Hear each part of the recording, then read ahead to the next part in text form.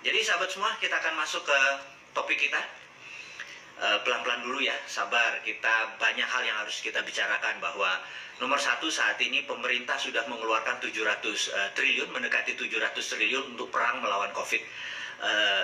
Angka ini cukup luar biasa dan sekali lagi agak sedikit deg-degan saya waktu ditanya 700 triliun itu kemana aja. Mudah-mudahan Anda mendapatkan bagian dari keuntungan atau bagian dari proyek 700 triliun ini. Kalau nggak nemen, ini kemana ya duit itu ya?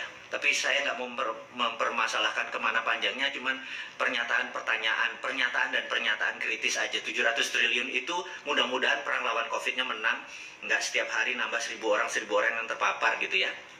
Kemudian ada lagi informasi mengenai BUMN. Kita tahu BUMN meminta suntikan 150 triliun yang membuat kita semua agak shock gitu ya. Bukannya 5 tahun ini BUMN ini lagi panen-panennya, proyek infrastruktur dan lain sebagainya banyak. Dan duit itu udah ribuan triliun, bukan ratusan triliun lagi, ribuan triliun masuk dalam 5 tahun terakhir. Kok BUMN masih minta suntikan lagi yang 150 triliun gitu ya. Jadi saya merasa ada apa sih ngelola negara ini kok ribet bener gitu ya. Udah gitu kita yang UKM ini, usaha kecil dan menengah ini kayaknya nggak dapat bagian apa-apa gitu ya. Kenapa nggak 150 triliunnya itu untuk UKM gitu ya, untuk kita-kita ini, sehingga proyek-proyek kita yang saat ini karena COVID dan kita udah lepas PSBB dan kita ingin take off ini ada modal seenggaknya. Kemarin kan kita 3 bulan tuh kering gitu ya. 150 triliun kalau buat bantu UKM rasanya lebih cepat take off-nya daripada buat bantu BUMN. Tapi sekali lagi ada beberapa orang yang mendapat bahwa BUMN itu kan punya negara gitu ya. Jadi harusnya bantu BUMN. Sahabat semua, saya cuma mau nanya aja, BUMN itu kalau dipegang swasta, percaya saya, dividennya bisa 4 kali lebih besar daripada dipegang oleh direksi-direksi BUMN yang saat ini memegang. Bukan karena dia tidak jago, tetapi karena BUMN itu setiap 5 tahunan kan ganti direksi, jadi ganti platform, ganti grand plan, desainnya diganti, terus apa-apa yang mulai dari nol itu nggak akan cepat gitu ya. Sementara kalau si sektor swasta kan semuanya go through atau terus aja gitu segala macam. Jadi BUMN di Indonesia ini kalau sekarang nilai, kalau nggak salah sekarang kalau di audit, di revitalisasi nilainya di audit itu sekitar 8.000 triliun. Dan saya mohon maaf kalau 8.000 triliun itu kan kira-kira 70 billion dolar gitu, benar nggak? Dan angka itu sebenarnya nggak luar biasa, karena GE, General Electric di Amerika, perusahaan-perusahaan di Wall Street atau Alibaba dan lain sebagainya, itu asetnya bisa 10 kali dari BUMN, dan tidak menteri loh yang menjadi pemimpinnya, swasta biasa saja gitu, tidak harus menteri, tidak harus ada yang bukain pintu, tidak harus disapa, tidak harus dihormati gitu ya, karena strukturnya birokrasi sekali. Dan keuntungan GE, keuntungan dari Alibaba, keuntungan dari Amazon, keuntungan dari Microsoft dengan nilai yang sama dengan BUMN itu nilainya bisa 4-5 kali lebih besar dari BUMN. Jadi kesalahannya di sini bukan pada BUMN-nya, kesalahan di sini ada manajemennya. Karena itu saya sangat mengusulkan dari dulu adalah BUMN yang jangan dibawa kementerian, dibawa ke bisnis seperti biasa saja. Jadi tidak ada golden boy, tidak harus dimanja, tidak minta 150 triliun, tidak minta uang dari APBN, tidak minta uang dari pajak rakyat, kita dipecuti, kita dipajaki, baru bergerak sedikit kena pajak, sekarang online mau kena pajak gitu ya. Terus yang di atas cuma minta duit gitu ya. Saya merasa kita tidak diperhatikan UKM ini. UKM ya sekali lagi, buktinya kalau kita bergerak susah banget, tetapi kalau yang di atas tuh kalau minta duit kayaknya asik banget gitu ya. Dan kita tahu berikutnya itu tentang curhat sedikit tentang BUMN, hanya untuk pernyataan-pernyataan kritis. Tapi begini sahabat semua, saya cuma mau mengingatkan bahwa saya dididik dengan alat Jawa, jadi saya mohon maaf kalau banyak sekali terminologi saya menggunakan istilah Jawa, terus pelajaran-pelajaran saya menggunakan pelajaran Jawa, karena mungkin akar budaya saya memang Jawa, jadi sekedar mengingatkan aja. Jadi kalau di kampung saya dulu, mbah saya atau ayah saya yang bukan orang berkedudukan selalu mengingatkan, kalau kamu berbuat baik jangan harap pujian, karena wayai ngono gitu ya, ngerti ya? Kalau Anda berbuat baik jangan harap, kok aku berbuat baik nggak dapat pujian gitu. Semua orang itu harus berbuat baik, dan berbuat baik jangan harap pujian, karena wayai ngono, harusnya memang begitu. Tapi kalau berbuat buruk atau ada orang yang berbuat buruk, Anda harus kamplongi, diingatkan, dan selalu habis ngamplongi harus nyangoni. Ini harus diingat ya, jangan sekedar ngamplongi doang, kamu salah terus nggak nyangoni gitu ya. Anak kita salah misalnya, kamu salah nak, ini yang benar. Jadi abis ngamplengi nyamoni gitu ya. Jangan kayak kritikus-kritikus di seberang sana gitu, apalagi hater-hater cuman mengkritik doang nggak kasih nyamoni. Jadi Bosman penipu, udah sebatas itu gitu ya, nggak nyamoni. Yang benar tuh kamu nggak nipu gini gitu, nggak ada tuh. Itu terlihat makomnya memang bukan makom orang manusia normal gitu, makomnya memang di bawah. Jadi manusia normal itu kalau benar tidak harap pujian, karena wae ngono. Kalau salah kita terima kita terima dikamplengi atau kita ngamplengi, kewajiban kita. Tapi kita harus nyangoni atau memberikan nasihat atau solusinya. Jadi kalau kita ngamplengi pemerintah, BUMN ini begini loh, kamplengi, tapi terus kita nyangoni. Cara nyangoninya lepas BUMN keluar dari perusahaan BUMN, BUMN keluar dari kementerian, sehingga BUMN menjadi perusahaan biasa seperti Temasek atau Kasana, sehingga dia adalah big corporation. Jadi lebih lincah, nggak pakai APBN, nggak harus diintervensi sama pemerintah atau pejabat atau koruptor-koruptor di gedung kura-kura. Saya juga heran kenapa DPR pusat itu gedungnya kura-kura ya, gerakannya jadi males gitu ya. Oke, ini gosip lagi. Baik, kemudian saat ini dana kas negara sangat tipis, karena kemarin waktu harusnya pajak didapat di bulan Maret digeser dan lain sebagainya. Negara dalam keadaan berat, kita harus tolong. Sekali lagi, negara dalam keadaan berat. Pak Jokowi yang hari ini ulang tahun juga pasti lagi gemeteran, karena beliau juga tidak mudah mengelola negara ini, karena banyak sekali intrik-intrik ya. Seperti ada sekelompok orang yang ingin menggantikan istilah Pancasila menjadi satu sila. Saya nggak ngerti kenapa Pancasila. Pancasila itu adalah darlingnya dunia. Pancasila itu hanya dimiliki bangsa besar. Bayangin, 5 hal besar Pancasila tuh gabungkan. Pancasila itu kalau dalam bahasa Inggris, kita Pancasila memang bahasa Indonesia. Kalau di bahasa Inggris, sila pertama adalah believe in God. Percaya dengan Gusti Allah, percaya dengan Allah, percaya dengan kekuatan Sang Maha Tunggal tadi. Kedua, humanity, kemanusiaan, ya kan? Humanity. Ketiga, nationality. Kita ini bukan globalis. Globalis itu oportunis itu yang menyatakan bahwa dunia ini ada seperti ini. Enggak, kita nationality itu 3. Keempat adalah demokrasi, kita bermusyawarah. Demokrasi itu adalah akar bangsa kita. Kemudian kelima adalah social justice. Jadi kelima hal itu ada semua di Pancasila. Dan kalau itu dijalankan, semua bangsa ngeri. Amerika, Cina yang dibangga-banggakan sama berapa pejabat di Indonesia ini ngeri kalau Pancasila itu dijalankan. Makanya untuk menggembosi bangsa Indonesia, 5 sila itu dibubarin aja jadi gotong royong gitu ya. Saya bilang ini gila, saya bilang kayak gitu. Dan sekali lagi, Pancasila sudah selesai. Darah saya langsung naik, tensi saya naik langsung. Saya harus minum beberapa obat untuk menenangkan diri. Obatnya sih sebenarnya zikir ya. Jadi saya sekedar mengingatkan sekali lagi sahabat semua, bahwa jangan pernah men-challenge bangsa ini dengan merubah Pancasila. Pancasila batang tubuh adalah pondasi kita, selesai. Jadi kita nggak usah bicara lagi. Apapun Anda bicara Pancasila, mau itu dibilang kebinekaan, kayak apa segala macam, stop. Jangan bicara Pancasila. Pancasila udah selesai. Pancasila tinggal dipraktekkan. Sekali lagi saya ingatkan, dunia ini ngeri kalau Pancasila itu dipakai. Mulai dari sila pertama sampai sila terakhir, kalau dipakai secara rinci, nasionalismenya, kemanusiaannya, believe in God, percaya pada Allah, kemudian demokrasinya dan social justice, di mana keadilan sosial bagi seluruh rakyat Indonesia dan dunia dipegang oleh Indonesia, Indonesia akan menjadi negara yang besar. Jadi sekali lagi, banyak negara yang ngeri dengan Pancasila, terbaik adalah ideologi tersebut dihilangkan. Tapi sekali lagi, saya secara pribadi, saya di garda terdepan untuk mempertahankan Pancasila dengan satu kalimat, stop bicara Pancasila. Apapun itu, entah nanti dia ganti nama, kalau RUU HIP nanti diganti nama, itu akal-akalan aja. Kita harus mengingatkan negara, selesai. Mengingatkan pemerintah, selesai. Mengingatkan DPR, selesai. Gitu ya. Kita nggak bicara lagi tentang Pancasila. Pancasila sudah selesai. Gitu. Nah, kemudian sahabat semua, siapa di sini dari semua sahabat saya yang ingin Indonesia seperti Dubai? Anda tahu, Anda boleh cek sekarang di YouTube, lihat Dubai 40 tahun yang lalu. Dia cuman gurun rata gitu ya. Kemudian kenapa Dubai saat ini bisa segitu besar dalam 40 tahun? Anda gampang deh, Anda di YouTube kan pada saat ini kita lagi banyak waktu cukup untuk melihat YouTube.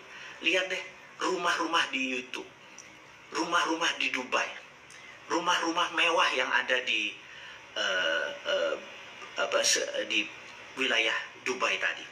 Dan itu terjadi kurang dari 40 tahun. Gedung-gedungnya, sarananya, dia membangun demikian dahsyat dan makmur seluruh rakyat. Apa yang dilakukan? Anda pasti bingung, mau diapain? Kok bisa?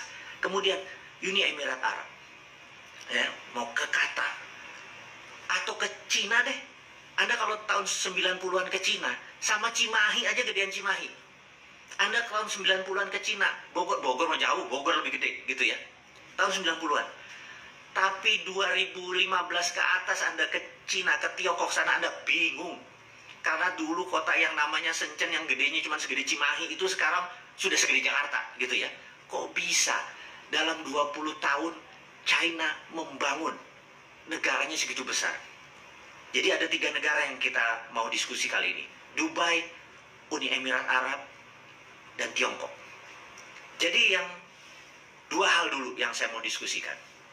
Jadi Dubai menggunakan SWF atau Sovereign Wealth Fund. Sovereign adalah kedaulatan. Uni Emirat Arab UAE pakai Sovereign Wealth Fund gitu ya. Dan langkah ini ditiru oleh Saudi Arabia. Saya ingin mengingatkan bahwa untuk membuat bangsa ini besar, saat ini kita tahu Pak Jokowi masih punya 4 tahun lagi, dan ini kesempatan untuk menggunakan kekuatan Sovereign Wealth Fund. Saya tahu bahwa banyak sekali pejabat yang ngeri kalau SWF ini dipakai. Ngeri karena Amerika mendadak jadi takluk sementara dia mengiblat ke Amerika. Ngeri karena Cina nanti takluk dengan Indonesia sementara dia mengiblat ke Cina. Sementara followernya Bosman dan saya secara pribadi mengingatkan, fuck Amerika, fuck Tiongkok. Jelas ya kalimatnya ya. Kita harus bangga dengan bangsa Indonesia dan kita berangkat dengan Sovereign Wealth Fund. Bagaimana itu? Saya mau ceritakan sedikit. Sovereign Wealth Fund adalah menggunakan kekuatan sovereign. Apa yang sovereign kekuatan nasional kita? Kita lompat sebentar.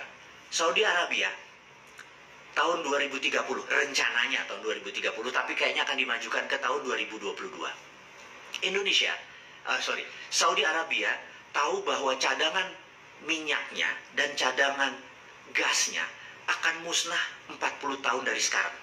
Jadi apa yang terjadi kalau Saudi minyaknya habis? Sementara Saudi Arabia adalah mendapatkan uangnya dari petrodolar, alias petroleumnya menghasilkan dolar. Jadi dia adalah negara yang disebut petrodolar country. Sahabat semua, jadi begitu cadangan minyak dan gasnya habis, negara tersebut bisa menjadi negara paria atau negara gagal, fail state atau negara setengah gagal. Paria ya, fail state, terus ada negara gagal. Nah, ingat Nauru. Nauru adalah sebuah negara, mulai kalau sahabat Bosman ini kalau ditanya Nauru, kepalanya di mana tuh Nauru gitu ya. Nauru itu ada di Polinesia, jadi di sahabat kita ada 5 provinsi seperti Ambon, Flores, kemudian Papua, itu adalah dari Melanesia gitu ya. Ujung Melanesia ada sebuah negara namanya Nauru. Nauru itu penghasil P2O5. P2O5 adalah fosfat. Sangat kaya. Dan Amerika, ya, yang kurang ajarnya Amerika, itu mengeksploitir fosfat. Tapi negara tersebut begitu dieksploitir, mereka datang dolar begitu banyaknya. Apa yang terjadi begitu tahun 90-an kemarin, P2O5-nya, fosfatnya habis. Negara itu miskin, nggak punya apa-apa. Sekarang dia cuma hidup dari pariwisata. Itulah mengapa sumber daya alam di Indonesia, saya teriak-teriak begitu RUU Undang-Undang Minerba RUU menjadi Undang-Undang Minerba. Saya teriak-teriak tapi nggak ada satupun sahabat saya yang mengerti kenapa saya teriak-teriak. Karena saking bernegaranya itu mungkin kurang terlalu dalam. Ya sudah, saya ngomong lewat video saya ngomong lewat IG ini. Jadi begini, kita menghasilkan nikel, yes. Dan nikel Indonesia itu punya hal yang luar biasa. Jadi kita tahu ada Li atau lithium. Lithium itu nggak ada tambangnya. Lithium itu adalah produk ikutan. Jadi sewaktu kita menjual nikel, yang dibeli cuma nikel, yang dibayar cuma nikelnya, litiumnya menjadi produk ikutan yang tidak dibayar, saya teriak. Harusnya kan konten yang dibayar. Kemudian kita tahu bahwa nikel di Indonesia itu juga ada feronya atau disebut feronikel. Tapi feronya, besinya nggak dibayar, Fe-nya. Jadi dibayar cuma Ni-nya doang, nikelnya doang. Harusnya yang dibayar adalah kontennya, feronya, nikelnya, litiumnya. Tapi sekali lagi, karena mungkin sekali lagi bernegaranya masih kurang paham, masih nggak terlalu banyak mengerti tentang dunia tambang. Jadi begitu nikelnya diangkat, ya udah kita dapat untung dari pajak dari nikel. Dan pabrik di Konawe, pabrik di saya meragukan bahwa itu bisa memisahkan nikelnya dari fero atau memisahkan nikelnya dari litiumnya. Jadi sahabat semua, mohon maaf saya minta ulangi lagi. Suara saya masih jelas ya? Tolong jempolnya, karena saya agak sedikit. Oke, terima kasih. Jadi sahabat semua, kita sudah buat kesalahan waktu Freeport. Ya mungkin ini senior-senior kita, bapak-bapak kita yang usianya sekarang udah 80-70 tahun, buat kesalahan yaitu Freeport yang dibayar cuma kopernya saja. Padahal koper konsentrat tadi kalau dimasukkan smelter, ada goldnya, ada platinumnya, ada uraniumnya, dan itu kita tidak ada untungnya karena yang dibayar cuma koper konsentrat. Saya pikir udahlah, kegoblokan ini jangan diulang lagi. Sekarang nikelnya, feronya nggak dibayar, litiumnya nggak dibayar. Saya bukan anti pemerintah, saya cuman perbuatan yang merugikan bangsa dan negara, saya cuma mau bunyi. Jadi ke depan, feronya harus dibayar juga, litiumnya harus dibayar juga. Jadi waktu pabrik dibangun itu, saya minta, itu kan pabrik nikel, apakah nikel doang yang dijual, dikirim? Enggak, litiumnya keangkut, nggak dibayar gitu ya. Jadi sekali lagi, itu adalah sovereign kita atau natural resources, aset kita yang kebuang. Itu padahal kalau saya berhentikan itu, tidak usah nambang, mendingan jadi SWF. Nah, saya harus menerangkan SWF ini. Sekali lagi ya, mohon sabar di dalam berbicara dengan Bosman ini karena suka lompat-lompat, demi pelajarannya dapat. Karena saya tahu teman-teman atau sahabat semua kadang-kadang buku kurang sempat dibaca, pelajarannya sudah cukup sibuk dengan ngurusi kehidupan, biar saya aja deh yang baca, saya terjemahkan dengan bahasa sederhana, bahasa populis. Kembali lagi, jadi Saudi nggak mau seperti Nauru. Kalau jadi seperti Nauru, negaranya bangkrut, apa yang terjadi gitu. Jadi Saudi akan merubah dari negara petrodolar di tahun 2022, katanya 2030, dia akan menerbitkan SWF, Sovereign Wealth Fund. Aramco akan menerbitkan Sovereign Wealth Fund. Nilainya adalah 2.000 billion atau 2 triliun dolar. Itu banyaknya minta ampun, gitu ya. Nah, dia akan majukan, dia ambil, jadi misalnya gini, ini contoh aja. Cadangan dia nilainya 5.000 gitu ya, triliun, yang 2.000 diambil duluan. Untuk apa diambil duluan?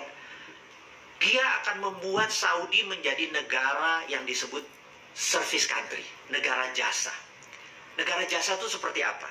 Negara jasa itu adalah negara yang melayani sektor non-fisik. Jadi jasa keuangan, jasa pariwisata, jasa. Dan property country. Jadi dia akan membangun properti karena dia tahu minyak mungkin hanya 40 tahun lagi. Tetapi yang namanya tamu Allah sampai akhir zaman masih ada. Jadi dia merubah corporate action country-nya dari petrodolar menjadi melayani tamu Allah yang tadinya Ka'bah dan sekitarnya hanya bisa menerima 2 juta sampai 3 juta, sekarang mungkin bisa 10 juta. Sarananya dibesarin. Itu dengan tamu Allah tadi, dia bisa tetap kaya sampai akhir zaman gitu ya. Nah, itu yang kita sebut sovereign wealth fund-nya diambil untuk merubah country action-nya. Nah, kita juga sama. Dubai, dia tahu sumber minyak dia juga ada limitnya. Kalau digali, modal 10, jual 20, untung 10, itu surplus. Kemudian dia membangun Dubai, nggak kelar dalam 40 tahun. Apa yang dilakukan? Sama, dia terbitin SWF juga, gitu ya, diterbitin SWF juga, sovereign wealth fund. Dia forward, diambil lah. Di tahun 90-an diambil ke depan.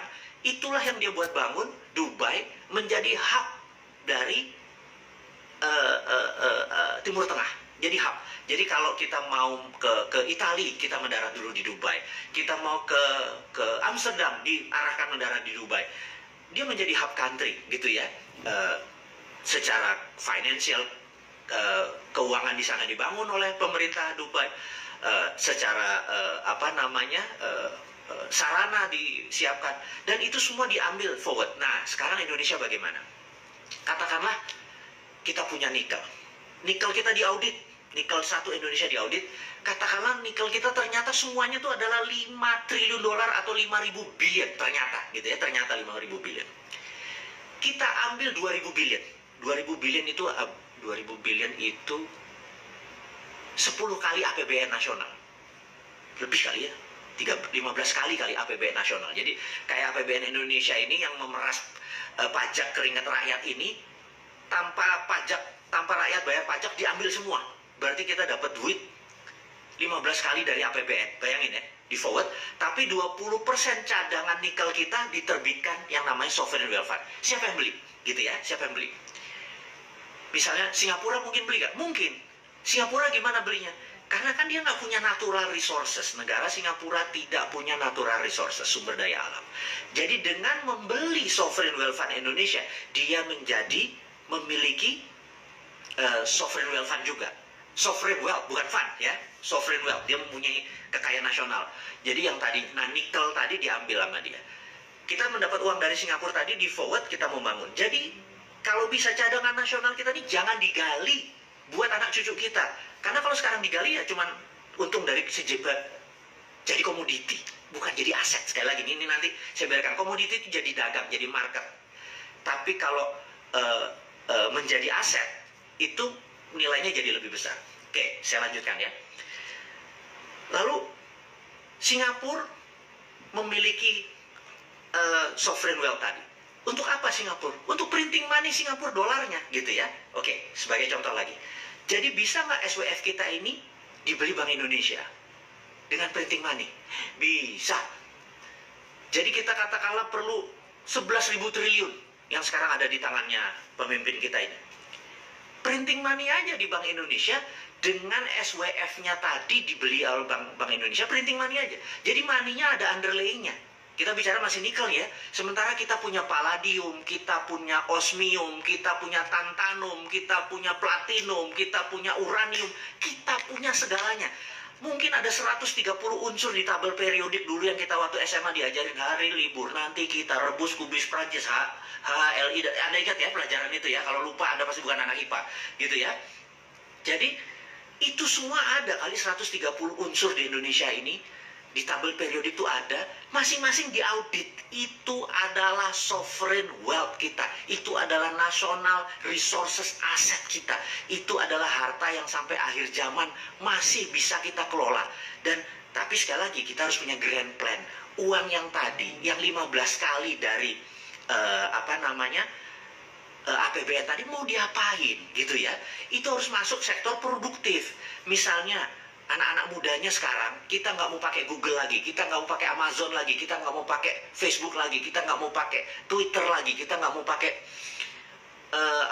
Instagram lagi. Kita buat Instagram Indonesia, kita buat Twitter Indonesia. Modal itu anak-anak putra bangsa itu, sehingga kita tidak bergantung pada alat-alat yang dari negara tersebut. Kita beli satelit, jadi terus kita bangun teknologi kita. Itu semua bisa dengan grand plan seperti begitu. Dalam 5 tahun, kita lebih gede dari Dubai, kita lebih gede dari Cina, kita lebih gede dari Amerika. Inilah yang membuat saya kadang-kadang, ya Allah, ngapain sih ngutang lagi gitu ya? Ngapain sih lu nggak melihat aset? Diamond itu nggak jauh. Diamond itu ada di sekeliling kita gitu. Dan inilah yang sekedar kita mengingatkan bahwa dengan SWF, dengan Sovereign Wealth Fund, negara ini nggak berhutang, negara ini berdaulat. Negara ini punya grand plan. Apa mentang-mentang sejak kita menggunakan Undang-Undang 2002 kita nggak punya GBHN, garis besar haluan negara kita nggak ada, sehingga kita nggak tahu mau kemana, cuma ngabisin anggaran. Nggak ngono ngelola negara. Kalau kayak gitu mah nggak usah sekolah tinggi-tinggi, nggak usah gaul tinggi-tinggi. Semua orang jadi bisa. Nggak sesederhana itu mengelola negara, Cuk. Jadi sekali lagi, saya cuma mengingatkan bahwa mengelola negara itu simpel kalau kita sederhanakan. Tapi kalau kita serba takut, takut IMF lah, takut obor Cina lah, takut Xi Jinping lah, takut Trump lah. Gila ya, yang ditakuti ya Allah satu, itu aja. Nanti di akhirat lo ditanya, itu yang ditakuti. Susahnya minta ampun. Aduh, kok banyak bener hidup ini ditakut-takuti ya. Jadi sahabat semua, saya jadi emosi nih kalau udah hari Minggu ketemu teman-teman, kita harusnya membuat senang-senang karena Senin hari kerja. Tahu-tahu bosman bawa hal yang memprovokasi semuanya. Enggak. Ngapunten sekali lagi, tidak ada niat saya untuk menjadikan negara ini berantakan, tidak. Saya ini sangat NKRI garis lurus, garis lucu. Saya ingin negara ini berdaulat dan saya ini capek dengan pejabat yang memuja sistem yang nggak jalan. Old system doesn't work, IMF doesn't work, gitu ya. Obor, one belt, one road, yang semuanya ke Cina, it doesn't work. Itu work buat mereka, IMF ya worknya buat Amerika gitu loh, bukan buat kita. Kita ini punya SWF di dunia ini, saya mau mengingatkan, yang mempunyai tambang, natural resources, hanya Indonesia. Mau bukti? Ya, kalau Anda ada bola, transparan, terus Anda dikasih glitter. Glitter itu apa yang mengkilat-mengkilat putih itu. Terus Anda puter itu bola plastik. 1 jam dia ada puter.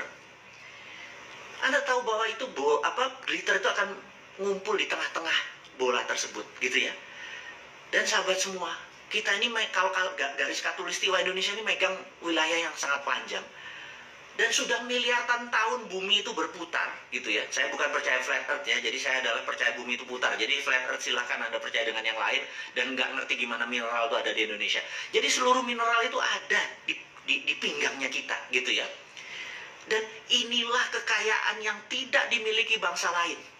Bangsa lain tuh horny, mau nidurin Indonesia, mau naklukin Indonesia, mau memperkosa Indonesia. Dan jangan pernah beri kesempatan, kita ini gadis cantik, kita ini the best, gitu ya. Jadi saya pikir SWF pelajaran yang sangat sederhana. Saya yakin sahabat saya nggak usah belajar buku, harus baca ribuan buku Anda baca. Sovereign wealth fund adalah bagian dari modern monetary theory. Guru besarnya adalah Michael Hudson. Dia mengingatkan gampang, bukunya tebel-tebel. Anda capek kalau baca buku dia. Tapi saya sarikan bahwa SWF hanya dimiliki tidak semua negara. Indonesia salah satunya. Dan Indonesia memiliki pasal 33 yang melindungi kekayaan nasional tersebut. Karena segala yang ada di bumi adalah milik negara, gitu ya. Jadi sekarang kontraktor-kontraktor itu yang namanya Freeport minggir. Dia cuman kayak kontraktor aja, kayak pembuat rumah. Jadi dia kalau kita punya hotelnya ya dia Grand Hyatt-nya dia kelola. Begitu Grand Hyatt-nya screw up ya kita ganti dengan Novotel. Novotel screw up kita ganti dengan Le Méridien. Suka-suka kita. Karena kita yang memiliki. Jangan sampai dia yang memiliki. Kalau sekarang kan Freeport yang ngambil, Freeport yang punya asetnya, Freeport yang jaminin. Kok bisa? Nggak boleh lagi. SWF harus dipegang nasional. Jadi di Indonesia saya sarankan gimana SWF itu bisa beroperasi. Jadi saya sarankan di teman-teman di Kementerian SDM, buatlah SKK Minerba, Satuan Kerja Khusus Minerba, mineral dan batu bara, dan Anda bisa menerbitkan SWF Anda adalah instrumen negara, karena ada SKK, Satuan Kerja Khusus. Anda adalah BUMNK, Badan Usaha Milik Negara Khusus. SKK Minerba tadi, Anda yang mengaudit semua kekayaan nasional ini. Dan Anda bisa lakukan itu dengan sangat cepat. Anda audit berapa nikel di sini, berapa dolomit di sini, berapa tantalum di sana, berapa osmium di mana gitu. Anda tahu. Anda segera lakukan, dan kita mulai dari mana? Kita mulai dari nikel, katakanlah. Kita mulai dari koper, bisa. Kita mulai dari emas, bisa juga gitu ya. Karena semua itu mungkin dan semua itu negara lain butuh. Sahabat semua, mudah-mudahan pelajaran tentang SWF ini bisa menangkap sedikit gambaran bagaimana kita bernegara. Jadi sekali lagi, video dari Bosman, IG dari Bosman adalah cara cerdas bernegara. Kita memberikan solusi. Dipakai nggak dipakai itu bukan tugas kita. Kita sudah mengingatkan. Nanti di akhirat kalau ditanya, ilmumu sudah kamu ingetin, sudah dipraktekin, enggak, bukan urusanmu, gitu ya. Ini juga teman-teman, saya minta saat ini ada 12.300 sahabat yang menonton acara Bosman ini. Saya harap Anda juga berkontribusi. Sebarkanlah tentang SWF ini.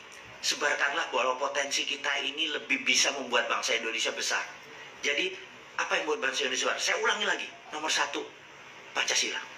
Pancasila ini ditakuti oleh dunia kalau itu dipraktekkan.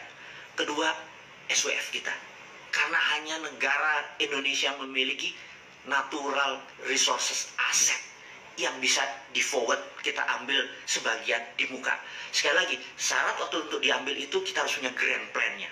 Kita harus punya grand plan-nya dan fokuskan grand plan ini untuk membantu mereka yang di bawah 40 tahun.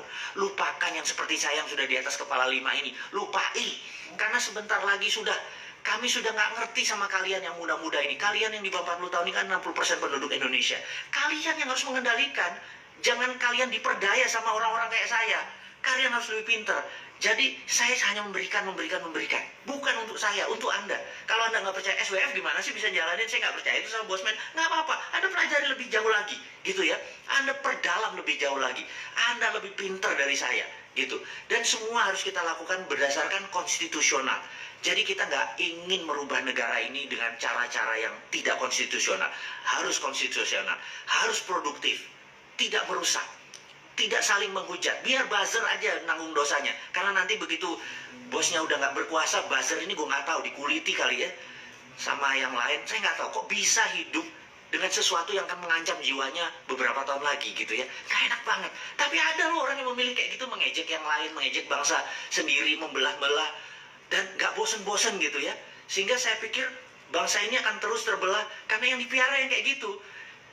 Apa yang kita lakukan? Jangan lawan, kita cuma ngingetin doang. Bos, lu ada umurnya, lu ada batasnya, suatu hari nggak berkuasa, awas lo ya, gitu ya. Bukan gue yang balas, tapi ada seseorang yang karma versi keseimbangan alam. Sistem punya cara untuk menyeimbangi. Jadi jangan pernah merasa di atas dan jangan rendah hati waktu di bawah. Semua itu seru aja, ambil nikmatnya aja, ambil indahnya aja, gitu ya. Kita harus bergandengan tangan terus, sahabat semua. Sekali lagi kita akan menceritakan tentang SWF. Mudah-mudahan kegambar bahwa Dubai, Uni Emirat Arab, sekarang Aramco dengan Saudi Arabia-nya akan pakai sovereign wealth fund. Dan Anda boleh saya kasih kejutan satu lagi.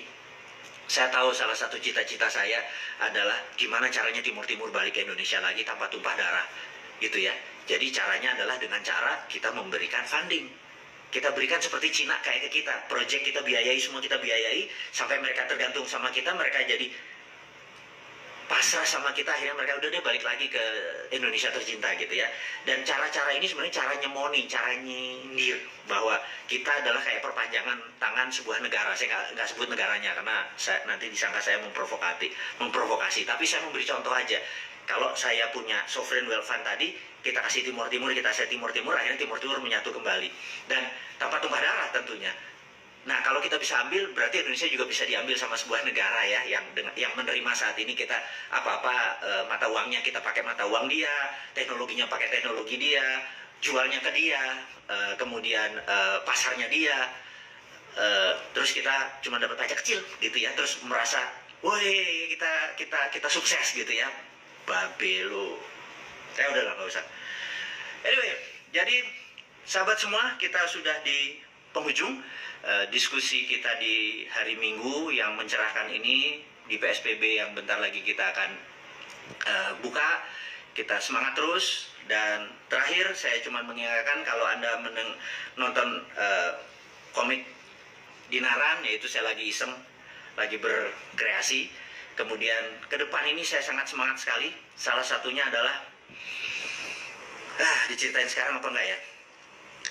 Jadi boleh nggak? Saya nggak tahu. Ngomong jangan ya. Udahlah, saya buka ya sedikit ya. Saya lagi buat film 3D. Pertama kali dan karya anak bangsa. Jadi ada sahabat saya memiliki teknologi yang luar biasa di 3 dimensi. Dan saya pikir, yuk kita buat film, gitu ya. Minggu depan aja kali saya ceritain film apa yang saya akan buat. Prinsip saya adalah dalam hidup ini, if you never throw the dice, you will never have a six, gitu ya. Kalau kamu punya dadu, kamu nggak pernah lempar, kamu nggak akan pernah dapat yang terbaik 6. Dan ujung-ujungnya, saya adalah satu bidang yang belum pernah saya masuki adalah dunia film.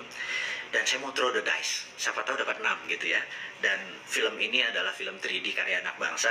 Jadi nontonnya nanti pakai kacamata, dan saya waktu nonton thrillernya 3 menit saya shock, saya bilang ini bisa jutaan yang nonton ya.